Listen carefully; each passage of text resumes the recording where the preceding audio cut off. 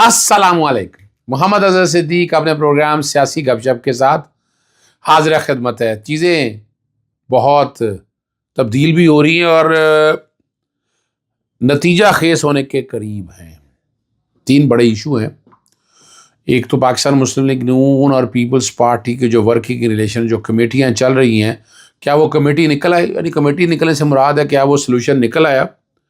پاکستان تحریک انصاف کا سنی اتحاد کونسل اور متحدہ مجلس مسلمین کے ساتھ ایک اتحاد یا شمولیت کا کوئی فائدہ حکومت بنانے کے حوالے سے ہو سکے گا؟ اور الیکشن ٹرائبیونل جو ہیں وہ مزید قائم کر دیا گئے ہیں، اس کا نتیجہ کیا ہوگا؟ اسلام آباد کی 3 نشستیں پہ ہیں، اس پہ حکم امتناعی جاری ہو گیا اور کامیابی کا نوٹیفیکیشن معطل کر دیا. بہت بڑے بڑے مارجن. آپ بات صرف اتنی نا، اس سے پہلے پاکستان تحریک انصاف پہ الزام لگتے رہے کہ جناب انہوں نے بڑی دھاندلی کی ہے، نشستیں جیت گئے ہیں. لیکن اگر تاریخی طور پر یاد ہو تو اس الیکشن اور اس الیکشن میں زمین آسمان کا فرق ہے. کیا اس طرح کا فارم 45 فارم 47 ہاں فارم RTS بیٹھا تھا. وہ RTS کس لیے بیٹھا تھا؟ عمران خان کو اکثریت لینے سے روکنے کے لیے. یہاں ان کا الیکشن مینجمنٹ سسٹم اپنا EMS جو ہے وہ بیٹھا گیا پھر عمران خان کو ہرانے کے لیے. یہ وہ باریک واردات ہے اور تاریخی طور پر آپ کے سامنے آپ کو پتا ہے کہ عمران خان صاحب کی اگر اکثریت ہوتی تو ان کی حکومت کو 5 سال سے پہلے گرایا نہ جا سکتا. وہی الیکٹیبلز ان کے گلے میں بیٹھے اور یہاں تو اس حد تک سپورٹ کر دی گئی. یہ تو یعنی درد سر بن گیا ہے نواز شریف ان کے لیے. اسٹیبلشمنٹ کے لیے اتنا آسان کام نہیں ہے. اور یہ ایک آپ نے ایسا مردار یا مرا ہوا شیر اپنے گلے ڈالا ہوا ہے اور وہ کیا چاہتا ہے وہ آپ کو اندازہ ہو گیا ہے کہ پوزیشن کیا ہے، کیپیسٹی کیا ہے اس کی. لیاقت علی چٹھا کا معاملہ، لیاقت علی چٹھا کے ساتھ حمزہ شریف کی تصویریں بڑی عوام وائرل ہو گئی ہیں، نظر آ رہی ہیں، پھر رہی ہیں اور آپ لوگ دیکھ رہے ہیں. آپ لوگوں کو اندازہ ہو گیا کہ کیا ہے وہ بیک گراؤنڈ پہ. وہ بھی میں چلا رہا ہوں. اس کے اگینسٹ الیکشن کمیشن جو انکوائری کر رہا ہے، اختیارات سے تجاوز کرتے ہیں کہ انکوائری کر رہا ہے جو جال سازی ہوئی ہے اس کو کور اپ کرنے کے لیے. الیکشن کمیشن ایک آزاد اور خود مختارہ تو نہیں ہے. اس کا کیا کام تھا اس سارے معاملے میں؟ جس طرح اپنا نگران حکومت نے تبدیل کیا کمشنر کو، ساتھ ہی DORs وغیرہ کو اکٹھے کیا، وہاں سے نظر آ رہا ہے کہ کیا ہونے جا رہا ہے یا کیا وہ چاہتے ہیں. وہ تو سمجھ آ جانا چاہیے نا. آپ لوگوں کو پرابلم تو کوئی نہیں ہونی چاہیے. الیکشن کمیشن نے مزید ٹرائبیونل وہ سارے تشکیل دے دی ہیں. بیک گراؤنڈ پہ آپ کے سامنے چل رہا ہے. خیبر پختونخوا میں بیسیکلی یعنی بنیادی طور پر 5 سیٹوں پہ جو تشکیل دیے گئے ہیں ٹرائبیونل، مسٹر جسٹس شکیل احمد اور جسٹس وقار احمد یہ پشاور میں ہوں گے. مسٹر جسٹس محمد نسیم منگورا میں ہوں گے. مسٹر جسٹس محمد اجاز خان ایبٹ آباد بینچ میں ہوں گے. مسٹر جسٹس فضل سبحان ڈیرہ اسماعیل خان میں ہوں گے. اور مسٹر جسٹس کرم حیات میرا یہ بنو بینچ میں ہوں گے. اور اسلام آباد میں جسٹس محمد طارق جہانگیری صاحب جو ہیں وہ ٹرائبیونل جو ہیں وہ دیکھیں گے. تحریک انصاف نے پشاور ہائی کورٹ میں درخواست دائر کر دی ہے ان کی ریزرو سیٹوں کے حوالے سے. اور جو بڑی بات ہے تحریک انصاف کی جو اتحاد ہوا ہے، یہ اتحاد ایک ٹھنڈا جھونکا ہے. آج آپ کو پتہ 19 جنوری 2024 ہے، پیر کا دن ہے. وہ کیا جھونکا ہے؟ انہوں نے کہا جی جب تک علامہ ناصر صاحب نے بڑا واضح طور پر کہا جب تک ہم زندہ ہیں عمران خان کے ساتھ ہیں. PTI پر بوجھ ڈالنے نہیں بلکہ بوجھ اٹھانے والے بنیں گے. حامد رضا صاحب نے بھی کہا ملک میں انتشار بنانے والی سب سے بڑی جماعت جو ہے وہ مسلم لیگ نون ہے.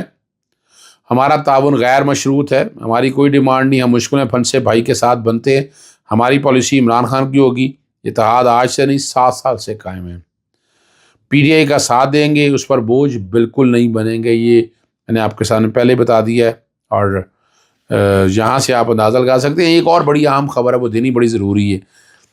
جج ابو الحسنات ذوالقرنین کے کنڈکٹ پر اسلام آباد ہائی کورٹ نے بہت اہم سوال اٹھا دیے ہیں۔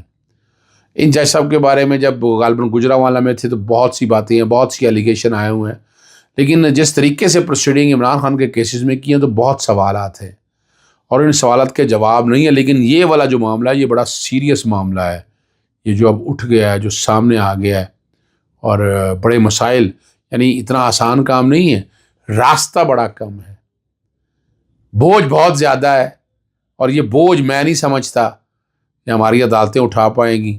عدالتوں نے بوجھ اگر اٹھانے کا سوچ لیا ہے تو پھر فیصلہ کرنا ہوگا۔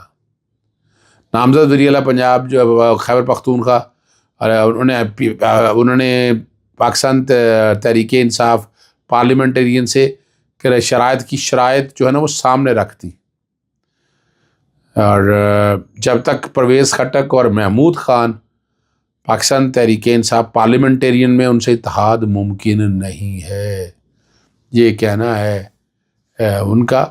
اور آگے آپ کو لے چلتے ہیں، اسلام آباد ہائی کورٹ میں آئینی درخواست دائر کر دی ہے۔ میں نے بھی عمران خان صاحب سے ملنے کے لیے اور بشا بی بی صاحبہ سے میں نے لکھا ہے پہلے تو اڈیالہ جیل کو لکھا تھا، سپرنٹینڈنٹ کو، انہوں نے نہیں مانا، سیکٹری ہوم کو لکھا ہے اور سیکٹری انٹیریئر کو لکھا ہے، تاکہ ملاقات ہو سکے، سارے حالات اور واقعات ڈسکس ہو سکے، آگے کیا کچھ کیا جا سکتا ہے یا کیا کچھ کرنا ہے، وہ سارے معاملات ہم دیکھنا چاہیں گے، تاکہ ہم یعنی آگے لے کر چلیں اس ملک کو، اور ملک جو آگے جائے گا ہوگا۔ اور اسی طرح اسد قیادر، شہریار افریدی، شاندانہ گلزار اور باقی لوگوں سے ملاقات کی بھی درخواست فائل کی ہے عمران خان صاحب کی طرف سے کہ وہ حالات بنائے جائیں۔ اور پشاور ہائی کورٹ نے، آپ کو پتہ ہے، خیبر پختونخوا کے جو وزیر اعلیٰ نامزد ہیں علی امین گنڈا پور، ان کی رازداری ضمانت کی درخواست منظور کر لی ہے، 26 مقدمات میں ضمانت پر ہیں، رازداری ضمانت کی منظور کی، اور 1 لاکھ روپے کے مچلقوں کے عوض منظور کرتے ہوئے متعلقہ عدالت میں پیش ہونے کا حکم دیا ہے۔ فیصل جاوید نے بھی رازداری درخواست ضمانت دائر کی، وہ بھی شکل آپ کو نظر آئی ہوگی، داڑھی رکھی ہوئی ہے، اور متعلقہ عدالت میں پیش ہونے کا حکم کہہ دیا انہوں نے۔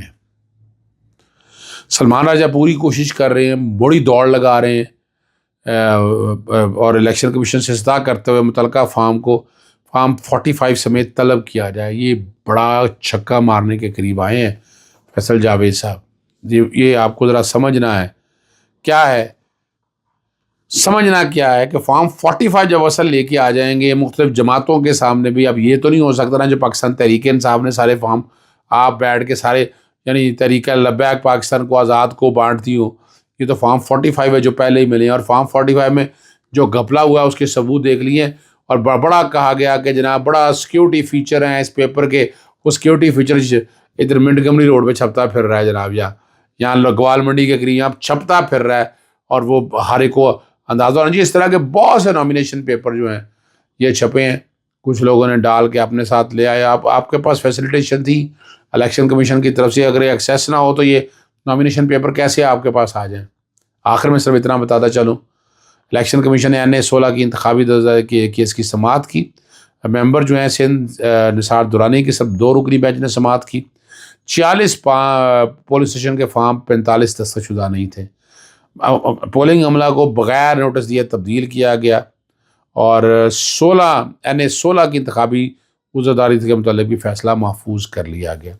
لگ یہی رہا ہے کہ الیکشن کمیشن ابھی کچھ نہیں کرے گا ان میں، اگر آج یعنی یہ جو 200 سے زائد عذرداریاں دائر ہوئی ہیں یا اس کے قریب 3 دائر ہوئی ہیں، اگر یہ ساری کچھ دیکھنے پڑ گئی تو کیا حالات بنیں گے۔ بس بات ختم کرتا ہوں، ورکنگ ریلیشن جو چل رہا ہے ان میں دونوں سیاسی جماعتوں میں، آئینی پوسٹیں پاکستان پیپلز پارٹی لینا چاہتی ہے، چاہے وہ صدر ہے وزیر اعظم کو چھوڑ کے، chairman senate, deputy chairman, speaker, deputy speaker, governors, یہ وہ ساری پوسٹیں، اور پاکستان پیپلز بڑی انٹیلیجنٹلی کھیل رہی ہے۔